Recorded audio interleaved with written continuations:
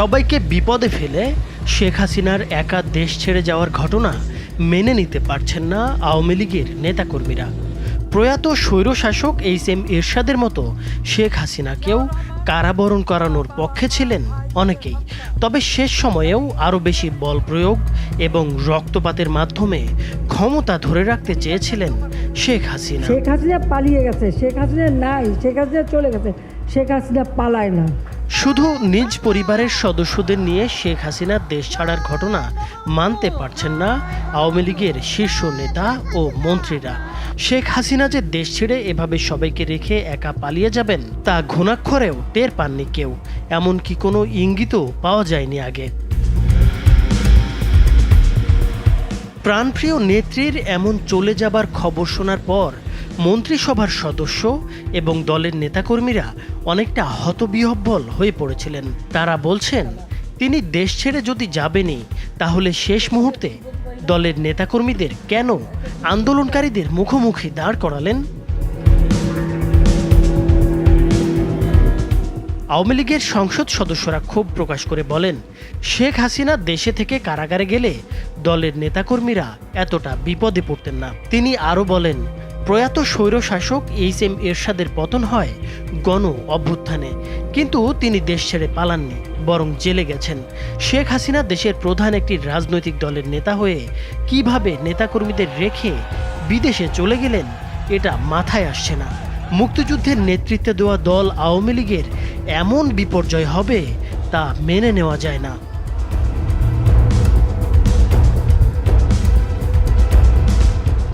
তবে শেষ সময়েও অতিরিক্ত বল প্রয়োগ এবং আরও বেশি রক্তপাতের মাধ্যমে ক্ষমতা ধরে রাখতে চেয়েছিলেন শেখ হাসিনা। পালিয়ে যাবার আগে গতকাল সকাল 10:30 থেকে প্রায় 1 ঘন্টা রাষ্ট্রীয় বিভিন্ন বাহিনীর শীর্ষ কর্মকর্তাদের চাপ দিচ্ছিলেন তিনি। পরিস্থিতি যে একেবারেই নিয়ন্ত্রণের বাইরে সেটি তিনি কিছুতেই মানতে চাচ্ছিলেন না। নিরাপত্তা বাহিনী কেন পরিস্থিতি সামাল দিতে পারছে না সেটার জন্য ক্ষোভ প্রকাশ করেন তিনি।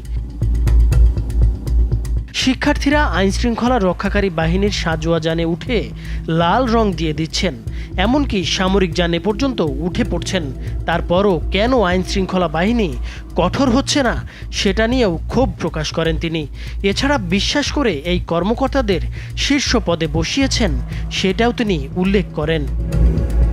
এক পর্যায়ে শেখ হাসিনা পুলিশের আইজিপিকে দেখিয়ে বলেন, তারা তো ভালো করছে।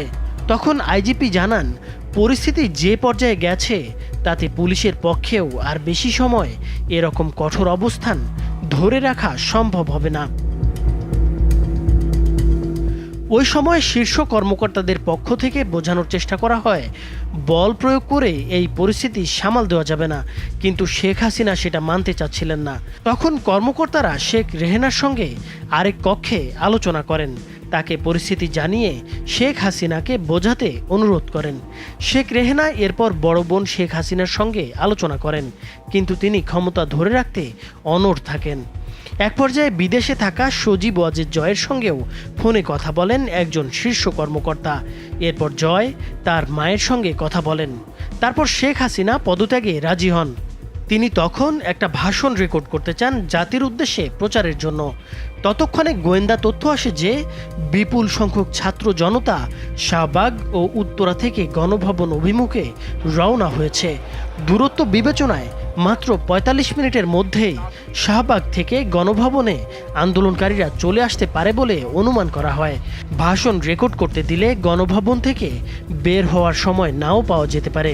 এই বিবেচনায় শেখ হাসিনাকে ভাষণ রেকর্ডের সময় না দিয়ে 45 মিনিট সময় বেঁধে দেওয়া হয়। এরপর ছোট বোন রেহেনাকে নিয়ে তেজগাঁওয়ের পুরনো বিমানবন্দর হেলিপ্যাডে আসেন শেখ হাসিনা।